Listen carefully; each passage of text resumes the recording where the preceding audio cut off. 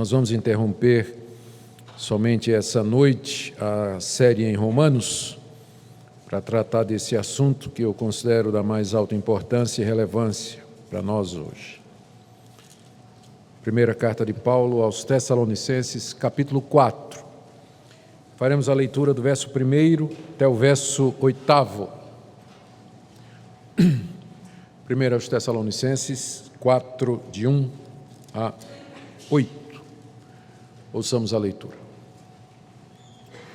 Finalmente, irmãos, nós vos rogamos e exortamos no Senhor Jesus que, como de nós recebestes, quanto à maneira por que deveis viver e agradar a Deus, e efetivamente estáis fazendo, continueis progredindo cada vez mais. Porque estáis inteirados de quantas instruções vos demos da parte do Senhor Jesus.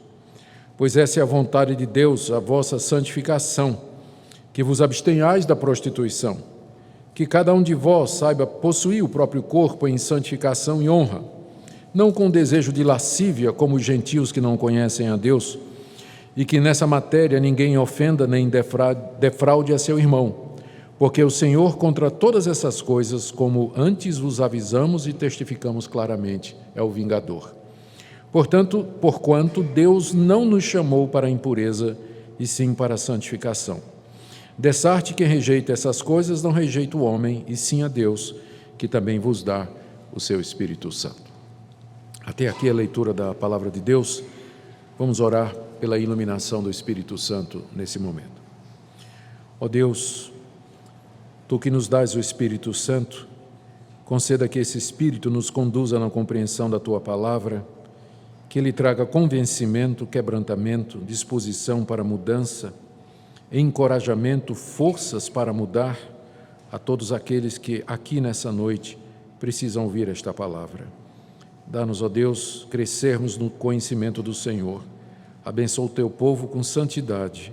É o que pedimos em nome de Jesus. Amém. Os pecados na área sexual, eles são responsáveis por grande parte dos problemas que acontecem nos casamentos. Divórcio, separação, infelicidade em geral, quase sempre por detrás está algum tipo de desvio na área sexual. E também é uma área em que os jovens e solteiros estão cada vez mais vulneráveis. E o fato de que nós somos cristãos, frequentamos uma igreja, somos membros de uma igreja, isso não nos deixa imunes à grande pressão que existe na cultura e que nos chega, independentemente daquilo que nós cremos, através das mídias sociais, dos meios de comunicação, da literatura, do convívio com os amigos na escola, do ensino dos professores, enfim, todo tipo de não há um único tipo de comunicação que não tenha sido contaminado e tenha se prestado ao serviço da impureza. Então, essa área da sexualidade é sempre uma área potencialmente perigosa, explosiva, e nós precisamos de vez em quando está falando sobre isso aqui na igreja. Então, esse é o tema do que nós vamos falar aqui nessa noite.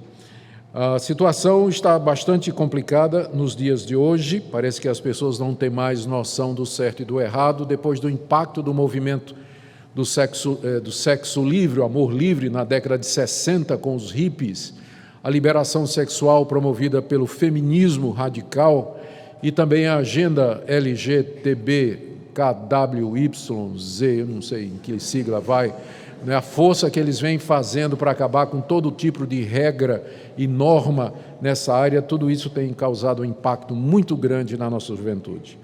Vocês se recordam que há um ou dois domingos atrás eu fiz um estudo aqui na igreja sobre pornografia pela manhã. E aí no Twitter alguém me perguntou, se a masturbação faz bem à saúde, por que é errado? E eu passei um dia pensando no que eu ia responder para aquela pessoa. Aí, a gente sempre pergunta se vai responder ou não, né?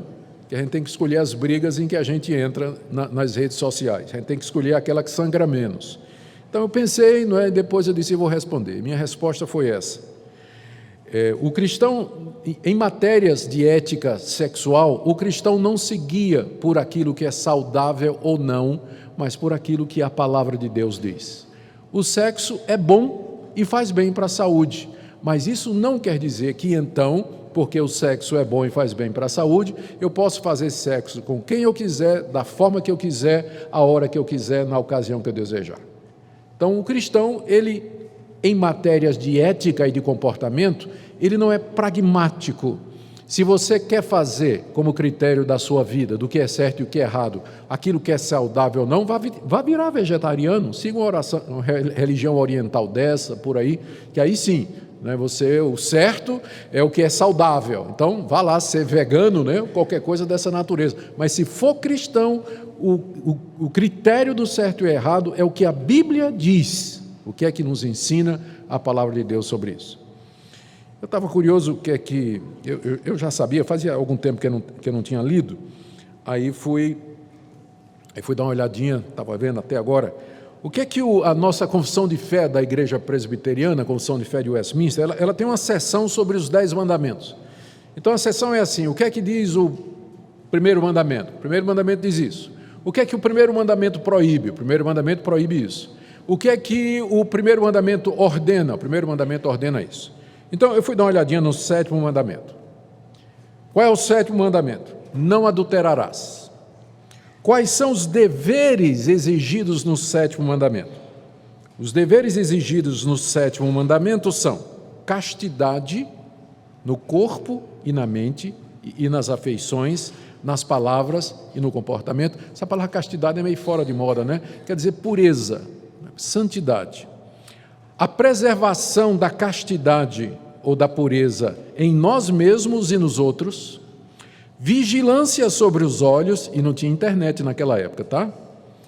Vigilância sobre os olhos e todos os nossos sentidos, a temperança, a conservação da sociedade de pessoas castas, isso quer dizer o seguinte, procurar como teu amigo gente decente, é isso que significa. A modéstia no vestuário, naquele tempo não tinha mini saia nem pra que saia, e ele já dizia aqui, não é? A modéstia no vestuário. O casamento daqueles que não têm o dom da continência, ou seja, se você não tem o dom de ficar solteiro, você tem que casar, senão você está tentando a Deus, não é? Está tentando a Deus. O amor conjugal e a coabitação, ou seja, para aqueles que são casados, ter relacionamento sexual com regularidade, o trabalho diligente em nossas vocações. Então, os autores da confissão de fé já sabiam que o preguiçoso é o cara que tem mais possibilidade de se meter em encrenca sexual. O desocupado. Né? Porque se ele está trabalhando, então por isso que ele diz, como é que eu faço para não adulterar? Trabalhe, meu irmão. Arruma um emprego, não é? Vá trabalhar. Empregue o seu tempo, que se você, como diz o provérbio popular, oficina vazia, não, é o contrário, mente vazia, oficina do diabo. Eu estou ruim para provérbio, né? Depois eu conto um que eu disse no culto das 5. Evitar todas as ocasiões de impureza e resistir às tentações. É tudo isso que o 7º mandamento manda. Não adulterarás significa tudo isso aqui. Aí vem. E quais são os pecados proibidos no 7º mandamento? Não adulterarás. Aí ele diz, os pecados proibidos, além da negligência desses deveres exigidos, são adultério, fornicação. Fornicação é o relacionamento sexual entre pessoas não casadas, entre namorados, por exemplo. Rapto, incesto, rapto aqui é o estupro, né? Rapto, incesto, sodomia, que é o homossexualismo, e todas as concupiscências desnaturais, todas as imaginações, pensamentos, propósitos e afetos impuros, todas as comunicações corruptas ou torpes, ou ouvir as mesmas. E nesse tempo não tinha WhatsApp, isso aqui é do século XVII. E eles já diziam, é pecado você ficar ouvindo o que você não deve e passar essas coisas adiante. E estão dizendo que o presbiteriano não é profeta, né? É evidente, né, que o cara era profeta ao escrever isso, parece que ele está vendo hoje.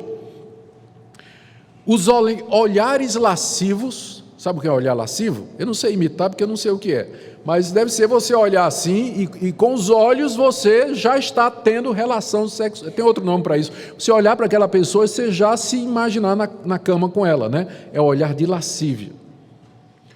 o vestuário imoderado, a proibição de casamento lícito, ou seja, o casal quer casar, aí papai diz, não casa de jeito nenhum, mas é lícito casar, tem idade para casar, tem condição de casar, aí retarda o casamento e um namoro de 10 anos, você sabe no que é que dá, né? Proibição de casamento lícito e a permissão de casamento ilícito, permitir ou tolerar bordel. Então, meu irmão, se você é dono de um motel, pode vender, você não vai ser membro da igreja, não.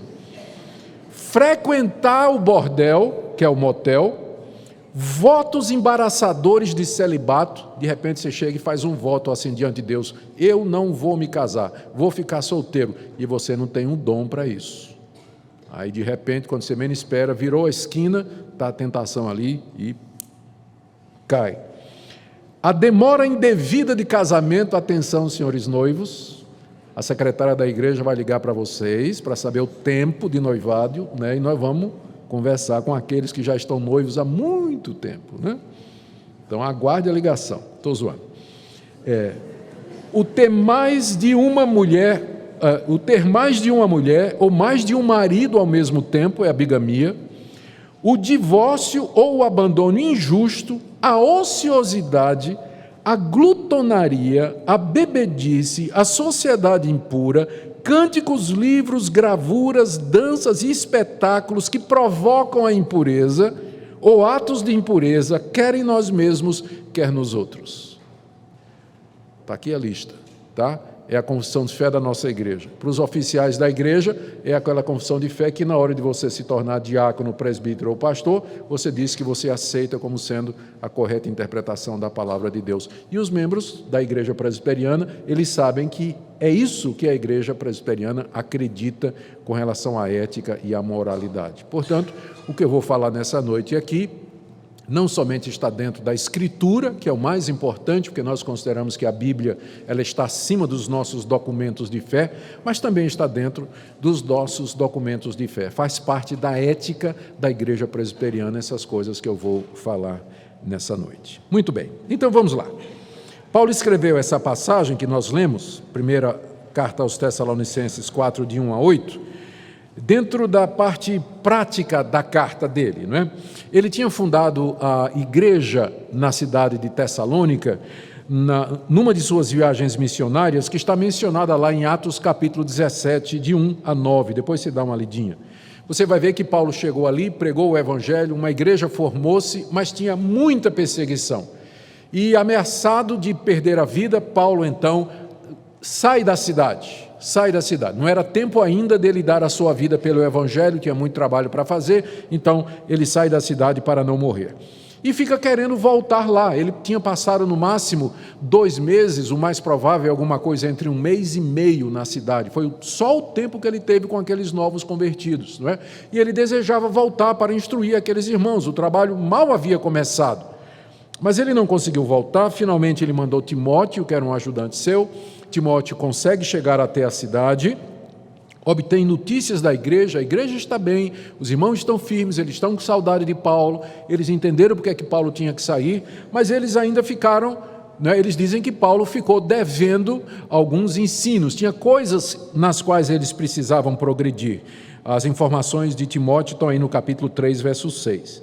Paulo então escreve essa carta para a igreja, ele não podia estar lá, mas a carta com certeza chegaria lá, era para ser lida na igreja. Na carta Paulo explica outra vez a sua saída, fala do amor que ele tem por aqueles novos convertidos, fala dos planos que ele tem para visitá-los outra vez e trata de alguns assuntos que ficaram não terminados. Ele fala de escatologia, da segunda vinda de Cristo, do nosso encontro com o Senhor nos ares, ele fala do amor fraternal, como é que ele deve ser praticado, e ele fala de santidade, que era um assunto que ele tinha começado, mas não deu para terminar porque ele teve que fugir da cidade. E agora, na carta, ele continua esse assunto aqui no capítulo 4, que nós começamos a ler com os irmãos.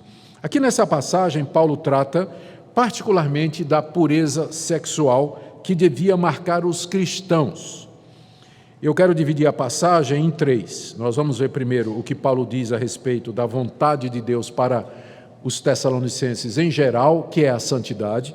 Depois, em segundo lugar, como Paulo diz como Paulo toma o tema geral da santidade e aplica em particular a sexualidade, e aí ele dá 3 orientações e 4 motivações. E nós vamos encerrar então com algumas aplicações práticas para nós. Então vamos lá, primeiro a questão da santidade ou da santificação como sendo a vontade de Deus para os cristãos. Aí nos versos 1 a 3, o apóstolo Paulo lembra aos Tessalonicenses que quando ele esteve lá a primeira vez, aquele 1 mês e pouco, ele trouxe muitas instruções a respeito de como aqueles crentes novos deveriam agradar a Deus. Olha o que Paulo diz, verso 1. Finalmente, irmãos, o finalmente aí está introduzindo o final da carta, né? Finalmente, irmãos, nós vos rogamos e exortamos no Senhor Jesus que como de nós recebestes, quanto à maneira porque deveis viver e agradar a Deus, e efetivamente estáis fazendo, continueis progredindo cada vez mais. Olha o que é que ele diz no verso 1. Irmãos, eu exorto a vocês, eu rogo a vocês, eu exorto a vocês em Jesus, que vocês continuem fazendo aquilo que eu ensinei para vocês. Verso 1. O que vocês receberam de mim? De como vocês deveriam viver e agradar a Deus. Eu sei que vocês estão fazendo isso porque Timóteo me deu, final do verso 1, mas eu quero que vocês continuem progredindo, porque tem muita coisa ainda para fazer. No verso 2, porque vocês já sabem, vocês não são inocentes, vocês já estão inteirados de todas as instruções que eu dei. Quando eu estive aí com vocês, eu falei a vontade de Deus para vocês, de que maneira vocês devem agradar a Deus. Timóteo me disse que vocês estão fazendo isso, eu estou muito feliz, mas vocês têm que progredir. Por isso, então, eu vou trazer mais informações para vocês sobre como deve ser a conduta de vocês. E aí ele entra no verso 3. Essa é a vontade de Deus para vocês, a vossa santificação. Aqui ele resume todas as instruções éticas que ele deu durante aquele tempo curto que passou com eles. A vontade de Deus, como eu disse a vocês, como eu instruí vocês durante o tempo que eu estive aí, a vontade de Deus para vocês é a santificação. A palavra santificação é uma palavra grega, ela vem de uma palavra, é a tradução de uma palavra hebraica, que literalmente significa separar. Uma pessoa que é santa é uma pessoa separada. O processo de santificação na Bíblia é aquele processo em que o cristão cada vez mais se separa do mundo e das coisas erradas que há no mundo, e mais ele se consagra a Deus e às coisas que são de Deus. É um processo que dura a vida toda. É um processo que consiste de aprendizado, de crescimento. Existem falhas, existem altos, existem baixos, existem acertos, existem erros, mas é um processo. E a vontade de Deus para nós é exatamente isso, é esse processo de santificação. Ou seja, Deus mandou Jesus Cristo ao mundo para morrer pelos nossos pecados, Ele nos deu o seu Espírito Santo, Ele nos deu uma nova natureza, Ele nos deu a Bíblia, Ele nos colocou em comunhão com os irmãos, na comunhão dos santos, para que nós nos ajudássemos mutuamente, para que nós vivêssemos uma vida onde cada vez mais a gente se separe do pecado e cada vez mais a gente se consagre a Deus. Essa é a vontade de Deus, a nossa santificação sempre. Se você chegar para mim e perguntar, pastor, qual será a vontade de Deus para mim? Que eu seja médico ou que eu seja advogado? Essa resposta eu não tenho, porque isso faz parte dos desígnios secretos de Deus. Isso não está revelado na Bíblia.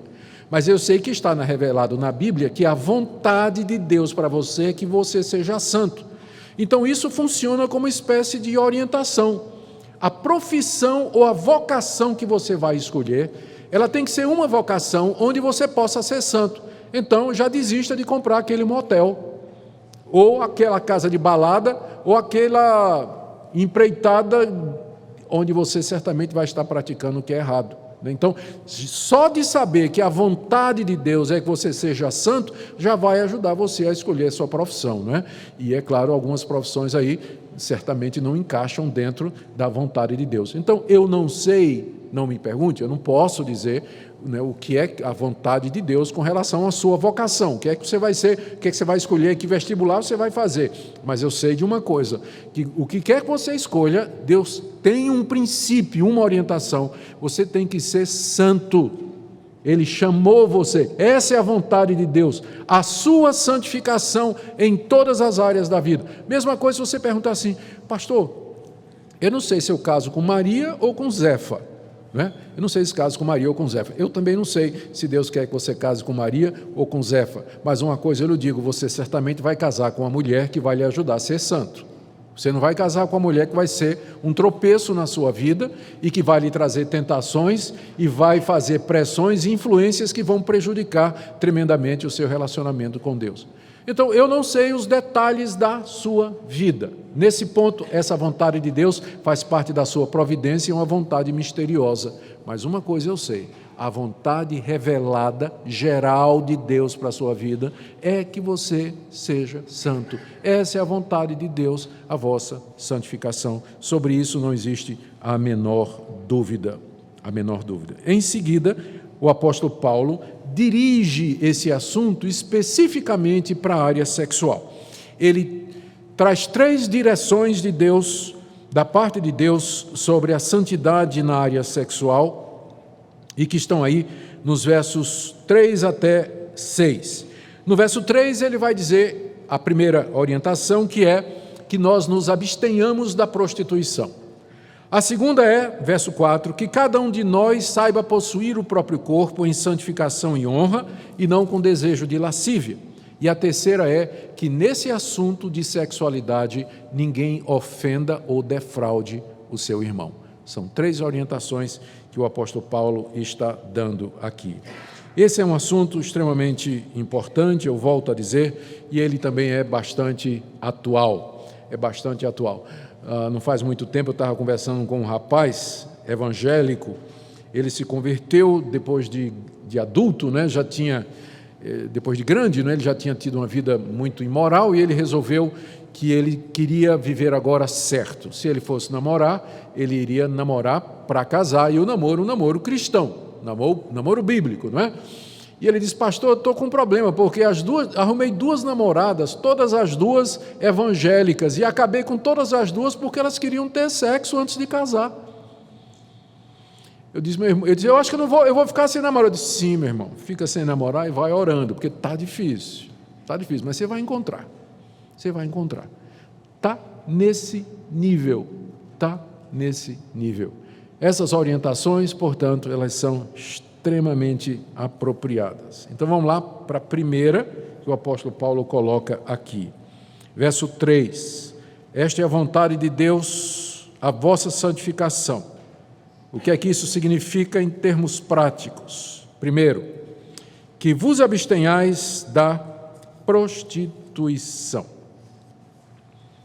A palavra que foi traduzida aqui como prostituição, ela é a palavra grega porneia, que é uma palavra muito conhecida, não é? De onde vem a palavra pornografia, pornográfico, pornô, vem dessa palavra porneia.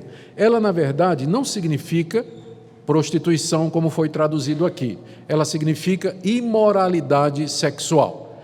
Só que imoralidade sexual compreende uma série de atitudes erradas, entre elas a prostituição. Então, os nossos tradutores entenderam que Paulo está usando a palavra porneia aqui no sentido de prostituição.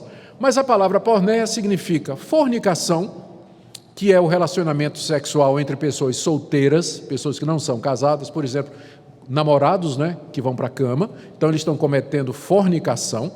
Adultério, que é ter relações sexuais com alguém que não é o seu cônjuge. Prostituição, que é fazer qualquer uma destas coisas, mas a motivação é o dinheiro, e uma série de outros desvios, inclusive contemplados no Antigo Testamento, lá especialmente no livro de Levítico, há uma série das chamadas relações ilícitas que são mencionadas lá. O Novo Testamento também tem uma série uma lista disso, e nós já mencionamos também aqui na Confissão de Fé, estupro, incesto, sodomia e uma série de outras coisas. Todas essas imoralidades, elas são cobertas pela palavra porneia, que é a palavra que aparece aqui. Então, Paulo está dizendo assim, A vontade de Deus é que você seja santo. 2 pontos. Que você se abstenha de todo tipo de imoralidade sexual. Abster-se significa exatamente isso, né? Evitar, talvez essa seja a melhor palavra. Você evitar toda forma de imoralidade sexual. Essa é a vontade de Deus para você. O que Paulo está dizendo aqui é alguma coisa que colocava os tessalonicenses contra a cultura da sua época. No mundo greco-romano, a porneia era extremamente comum, a imoralidade. Os homens casados tinham amantes, era comum um dono de casa, além da sua esposa, ele ter amantes, escravas ou concubinas na área sexual, rapazes que eram iniciados na vida sexual aos 16 anos e pouco. Esses homens pegavam essas crianças de 16 anos e levavam como se fossem pupilos e os iniciavam sexualmente. Você já imagina o que é que acontecia ali. Então isso era comum na cultura greco-romana, onde esses tessalonicenses estavam inseridos. Tessalônica era uma grande cidade de uma província romana, debaixo da influência greco-romana, da filosofia grega, dos costumes romanos. Então esses novos convertidos, eles tinham vivido essa vida de imoralidade, de impureza, de todo tipo de sem-vergonhice que a gente pode imaginar. E agora Paulo os coloca contra a maré, dizendo: a vontade de Deus é que vocês se abstenham de todo esse tipo de imoralidade que caracteriza a cultura em que vocês vivem. Essa é a vontade de Deus para vocês. Nem sempre a vontade de Deus é a vontade do mundo. Aliás, quase nunca. O mundo caído, perdido em ofensas e pecados, um Deus santo, naturalmente, a vontade dele sempre bate e confronta a maneira de ser do mundo. Mas ser cristão significa exatamente isso. E o papel da igreja não é chegar perto do mundo, parecer com o mundo, mas dar testemunho contra o mundo. Nessa época em que o casamento é cada vez mais desvalorizado, que a pureza, hoje em dia o rapaz crente dizer que é virgem na escola, imagina um menino de 17 anos na escola dizendo para os coleguinhas: eu sou virgem. O bullying que esse menino vai sofrer. A menina também. Então é esse o ambiente que nós vivemos. Ambiente que nós vivemos. Mas ainda assim, não importa o que a cultura diga, não importa o que o mundo diga, a palavra de Deus diz: essa é a vontade de Deus, a vossa santificação, que vocês se livrem de toda forma de impureza sexual. Essa é a primeira orientação. A segunda, está aí nos versos 4 a 5. Paulo diz, continuando: que cada um de vós saiba possuir o próprio corpo em santificação e honra, não com desejo de lascívia, como os gentios que não conhecem a Deus. Possuir o próprio corpo em santificação e honra. Aqui nós temos um probleminha de tradução. A palavra possuir, o verbo possuir, na língua grega, ele pode ser traduzido como ter, obter ou manter. E a palavra que foi traduzida aqui como corpo, está vendo aí, que cada um de vós saiba possuir, esse verbo tem alguns sentidos, o próprio corpo, essa palavra corpo no original significa literalmente vaso, é a palavra que está lá no original, que vocês saibam possuir, ter, obter o seu próprio vaso em santificação e honra. E aí, naturalmente, os tradutores têm que saber o que é que Paulo queria dizer com a palavra vaso aqui. E só tem 2 opções. Primeiro, Paulo está se referindo ao nosso corpo, porque há um sentido em que o corpo é o nosso vaso, é onde nós habitamos, é com ele que nós nos relacionamos e é ele que nós oferecemos a Deus para ser um vaso útil no serviço de Deus. Então, por isso, os nossos tradutores aqui da Almeida optaram por essa interpretação e traduziram o vaso por corpo, e então o sentido aqui do verso 4 é: essa é a vontade de Deus, a vossa santificação, que cada um de vocês saiba usar o seu corpo de maneira santa e honrada. Ou seja, isso significaria que você não entrega seu corpo a todo mundo.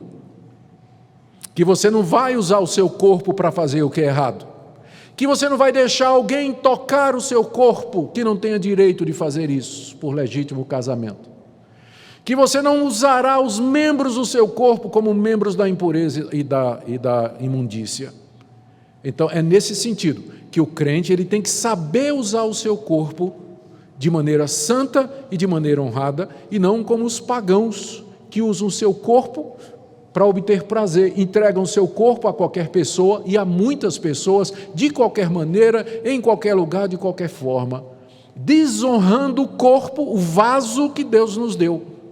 Compete ao cristão, então, saber possuir o seu vaso, o seu corpo, em santificação e honra. Esse seria o primeiro sentido, se essa é a interpretação correta aqui, se a tradução está correta. Mas a segunda é que a palavra vaso pode significar esposa. Pode significar esposa. E aqui o sentido seria esse, que cada um de vós, casado naturalmente, não é?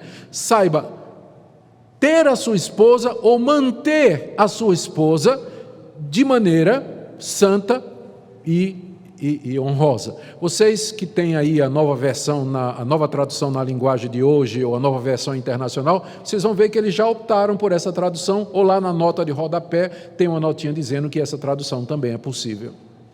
Que em vez de ser possuir o próprio corpo, seria ou obter uma esposa, ou manter uma esposa de maneira santa e irrepreensível. O que é que isso significaria? Paulo estaria dizendo então aos casados que a vontade de Deus no que respeita à santidade sexual é que no casamento eles usem ou tenham relações com sua esposa de maneira santa e de maneira honrosa. Porque não é verdade o que diz por aí, que dentro das quatro paredes o casal pode tudo.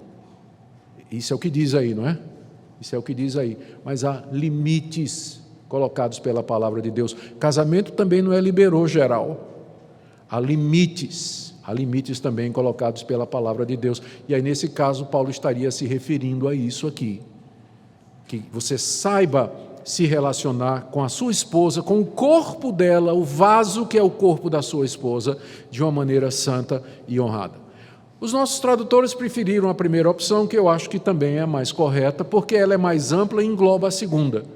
Porque manter o corpo em santidade e honra, se eu sou casado, isso significa também no meu casamento e no relacionamento com a minha esposa, por isso a gente fica com a primeira opção, a tradução da Almeida, nós entendemos é a mais correta. O que importa para nós é que aqui você tem a segunda orientação. Qual é a vontade de Deus para nós? É a santificação. Na área sexual, em primeiro lugar, que você se livre de toda forma de impureza sexual. Segunda, que você saiba usar o seu corpo da forma correta. Notou aqui a palavra saber, no verso 4? Que cada um de vós saiba, porque exige conhecimento fazer isso. Não é intuitivo.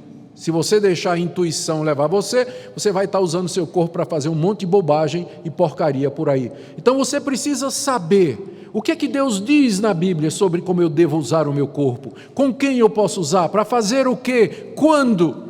É necessário que você saiba disso. Então é alguma coisa intencional. Você vai procurar saber, você vai estudar, você vai procurar ajuda, mas você vai dizer, Deus, eu quero ser santo, e eu sei que para fazer isso eu tenho que saber, eu tenho que estudar, eu tenho que me dedicar, senão eu não vou saber como agir em determinadas circunstâncias. Quando o meu namorado chegar para mim e dizer, me dá uma prova de amor, vai para a cama comigo, como é que eu respondo para isso? Então você precisa saber o que é que você vai dizer para ele? Tipo assim, você sabe que o verdadeiro, se você me amasse de verdade, você ia esperar por mim. Você sabe disso, não é?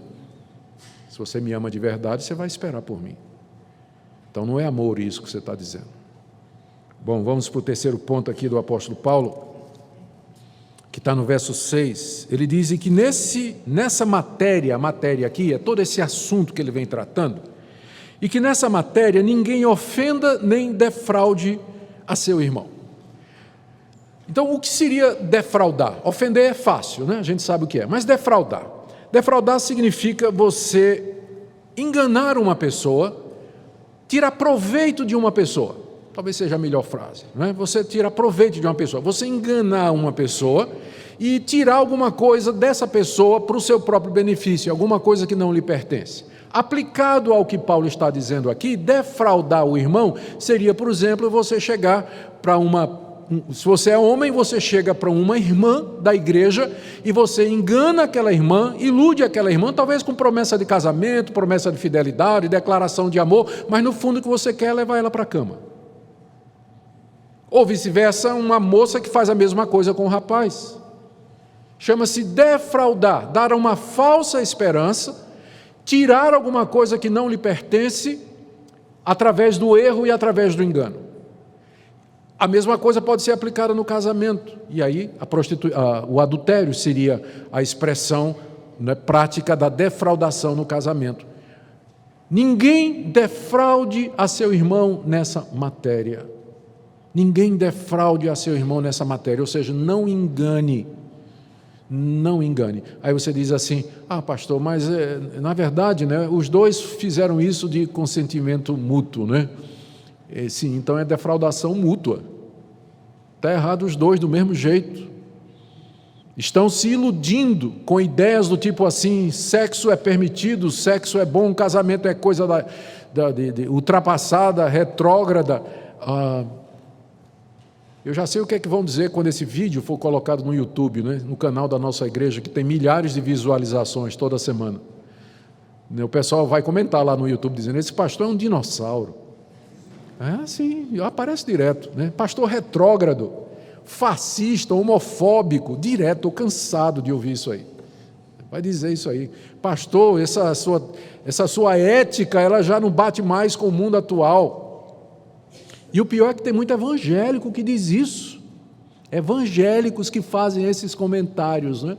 Que fazem esses comentários assim.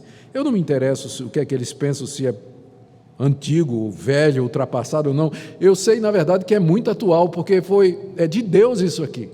Portanto, é atualíssimo, muito verdadeiro, que nesse assunto ninguém defraude seu irmão, não engane.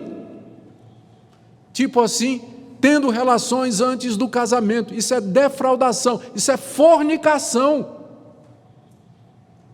Não tem como justificar isso.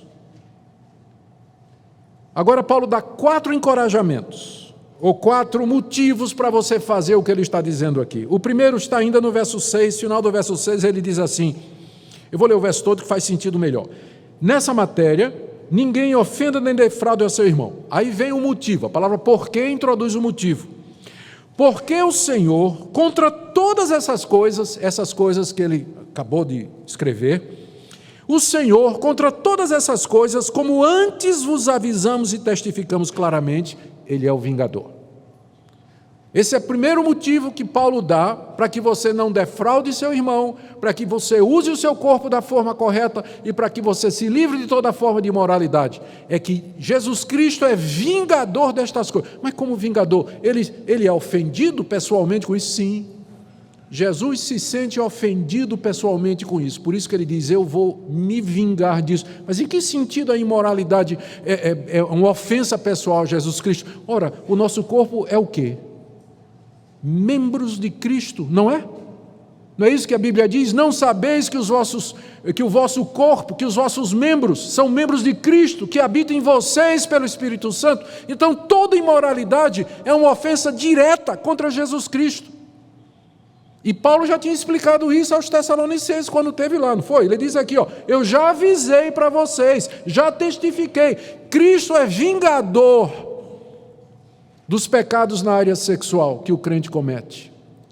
Ou seja, ele não vai levar isso de maneira leve, ele não vai considerar isso alguma coisa irrelevante, como talvez alguns pensam, mas na verdade ele é vingador. Há consequências, e não são poucas, de quem infringe essas orientações. Há consequências. E Cristo vai cuidar para que você sinta essas consequências aqui e na eternidade. Ele é o vingador de quem faz estas coisas, ou contra quem faz estas coisas, ou no caso o vingador do irmão que foi defraudado, poderia também no contexto significar isso, mas ou de um jeito ou de outro, Cristo toma as dores para si e ele vai agir em juízo contra quem desobedece a sua palavra nesse sentido. Segunda motivação que Paulo dá, está no verso 7.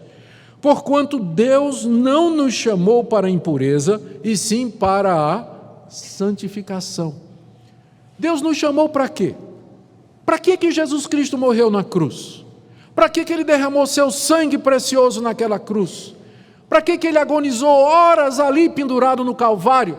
Para que você pudesse transar com sua namorada e achar que está tudo certo? Para você ir para a cama com ela e achar que isso é normal? Trair a sua esposa e viver com um amante como se isso fosse normal?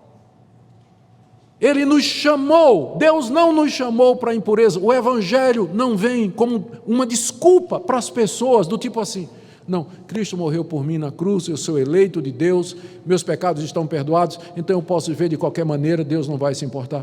Deus não nos chamou para a impureza. O Evangelho não tem como objetivo colocar uma desculpa para que as pessoas vivam na imoralidade. Ao contrário, o Evangelho é um chamado de Deus para a santidade.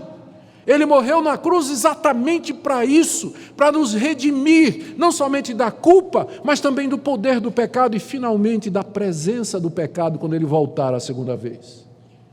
Ele não nos chamou para a impureza. O Evangelho não é desculpa. Você usar o Evangelho como desculpa para viver uma vida indecente. Não. Deus não nos chama para a impureza, mas Ele chama para a santidade. Terceiro motivo que Paulo dá no verso 8. Dessa arte, ou seja, dessa forma, quem rejeita estas coisas, não rejeita o homem, e sim a Deus.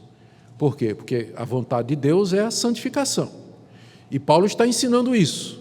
Se os tessalonicenses rejeitassem o ensino do Paulo, tipo assim, isso é muito duro, né? Ninguém consegue viver dessa forma, né? Isso é um absurdo. Paulo está dizendo: vocês não estão rejeitando a mim. Na verdade, vocês estão rejeitando a Deus. Porque é de Deus que vem essa orientação. E é o que eu digo a vocês nessa noite. Se você rejeita esse ensino, você não está rejeitando o pastor Augustus. O pastor Augustus é um mero explicador da Bíblia. Eu estou só explicando a você o que Deus tem a dizer sobre isso, para a sua vida. Então, se você rejeita, não é a mim.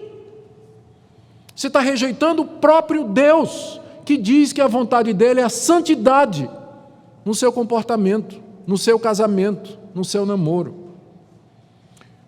Quarto e último argumento do apóstolo Paulo, ainda no verso 8, no finalzinho. Eu vou ler o verso 8, que aí faz sentido. Dessa arte quem rejeita essas coisas, não rejeita o homem, sim a Deus, que também vos dá o seu Espírito Santo. Oh, glória! Porque está pesado, né?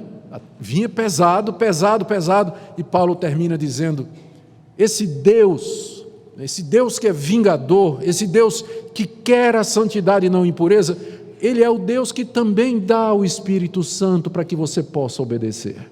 Porque a essa altura, quando chegamos até aqui, não é? O coração da gente vai apertando, a gente vai ficando miudinho diante de Deus, se sentindo uma baratinha, e no final, um verme, não é? Que é bom que a gente se sinta mesmo, porque a gente é mesmo, né? Está sentindo um verme aqui, e Deus diz: não, mas Deus nos dá o Espírito Santo. Por que Paulo coloca isso aqui? De propósito. Aqui eu me lembro das palavras de Agostinho, a oração que ele faz a Deus nas confissões. Agostinho, aquele grande pai da igreja do século IV, ele diz: Deus, pede-me o que desejas e faze em mim o que pedes. Se o Senhor fizer em mim o que o Senhor pede, o Senhor pode pedir o que o Senhor quiser, desde que o Senhor faça isso no meu coração. É isso aqui que está acontecendo. Depois de dizer o que é que Deus quer de nós, Paulo diz: Deus dá a você o Espírito Santo para que você possa fazer isso, pela ajuda do Espírito Santo, pela presença do Espírito de Deus no seu coração. Esse Espírito que é santo, você vai se livrar de toda imoralidade, você vai usar o seu corpo da forma correta, você não vai defraudar os seus irmãos. Você vai ouvir essa palavra, você vai querer andar nesse caminho, você vai se levantar do seu erro, você vai acabar com esse namoro sujo, você vai consertar o seu casamento, vai ser fiel à sua esposa. Não é pela sua força, não é pela minha, mas é Deus quem nos dá o Espírito Santo. Parece que eu estou ouvindo alguém dizendo: pastor, o que o senhor não entende? Eu tenho 20 anos de idade, pastor. E com 20 anos os hormônios estão, fervendo, pastor. É difícil segurar, pastor. É difícil segurar. Eu saí da igreja com 16 anos de idade. Fui embora para o mundo. E eu não gosto de falar dessas coisas. Às vezes é preciso dizer. Eu fiz tudo isso aqui que Paulo está dizendo. Minha vida era uma vida de imoralidade, de prostituição, ao que você imaginar. Aos 22 anos de idade, na flor da idade, com os hormônios lá em cima, a graça de Deus me alcançou. Eu me tornei crente e fui imediatamente confrontado com as exigências do Evangelho quanto a uma vida santa. Abandonar a prostituição, abandonar amigos que só falavam porcaria, namorada que tinha uma vida impura. Então fui logo confrontado pelo Evangelho. Tinha 22 anos e eu não era lá de jogar fora. Então a tentação era muito grande a tentação. E eu disse, eu não sei como é que eu vou conseguir, porque eu não tinha intenção, não tinha candidato para casamento, não tinha nada. Era um ímpio, era um pagão que conheceu o Evangelho aos 22 anos de idade. E Deus me deu graça. A minha vida foi mantida, a minha vida foi mantida dentro da pureza do Evangelho. Me casei com 28 anos com a Minka. E é como se tivesse sido a primeira mulher na minha vida. Dos 22 aos 28, 6 anos, Deus me preservou completamente, na flor da idade, com os hormônios saindo pelos ouvidos. Então não venha com conversa. Não venha com conversa, dizendo, pastor, eu tenho 18 anos, tenho 19 anos, tenho 20 anos, ninguém aguenta nessa idade. Dá um tempo, irmão. Eu sei do que é que eu estou falando. Pode sim, mas não é por nós não, é porque Deus nos dá o seu Espírito Santo. É a última palavra dessa sessão e é a promessa maior e final do apóstolo Paulo para os seus leitores e para nós. Tudo isso que ele falou até agora é possível sim. Por quê? Porque ele nos dá o seu Espírito Santo. Se você caiu, se você não faz, se você errou, é porque você entristeceu esse Espírito, não deu ouvidos ao Espírito, não cultivou uma vida cheia do Espírito e não andou no Espírito. Mas se você tivesse feito isso, com certeza Deus haveria de guardar e manter você. Minha última palavra é para aqueles que de alguma forma se sentiram enquadrados nessa noite pela palavra de Deus. É bom que assim seja. E eu quero dizer que há misericórdia e há perdão, há restauração. Nós podemos começar de novo, não importa a idade, não importa quão errado você fez, mas ao coração contrito e arrependido, o Senhor não despreza. Se você reconhece, se você sabe, diante de Deus, que você pecou contra Deus, está pecando contra Deus, você pode se arrepender e você vai encontrar misericórdia da parte de Deus. Cristo veio salvar pecadores quebrados e falidos como eu e como vocês. E Ele vai nos dar o Espírito Santo para restaurar o seu casamento, a sua vida, a sua juventude, para começar de novo, ser uma nova criatura. É isso que é o Evangelho, esse chamado para a santidade que é baseado na presença do Espírito Santo enviado pelo Cristo que morreu na cruz por nós e ressuscitou ao terceiro dia. Que nessa noite essas palavras encontrem abrigo no seu coração, que você saia daqui nessa noite dizendo, Deus, eu quero viver uma vida de santidade, eu quero que o Senhor me ajude a me livrar de toda essa impureza que cerca a minha vida. E eu sei que Deus vai ouvir a sua oração, porque Ele tem levantado pessoas que caíram, como Ele levantou o rei Davi. Ele tem levantado irmãos que falharam, irmãs que falharam, e dado um novo começo, uma nova vida, e Ele pode fazer isso com você também. Eu quero orar por você nessa noite. Vamos curvar nossas cabeças e vamos buscar esse Deus restaurador. Pai, eu quero pedir, nesse exato momento, por aquela pessoa que está aqui nessa noite, e que foi convencida pelo Teu Espírito Santo do pecado, da justiça e do juízo. Quero orar por aquele que nessa noite, no íntimo do seu coração, sabe que tem pecado contra Ti, que tem sido impuro, que tem praticado a fornicação, talvez o adultério, praticado a imoralidade, a impureza, tantas outras formas de desvios. Ó Deus, eu sei que Tu és o Deus do perdão, Tu és o Deus que transforma, o Deus que muda, que acolhe o pecador arrependido. E baseado nas Tuas promessas, eu peço que Tu queiras restaurar nessa noite esses queridos, ó Deus, que buscam o Teu perdão e a reconciliação. Em nome de Jesus. Amém.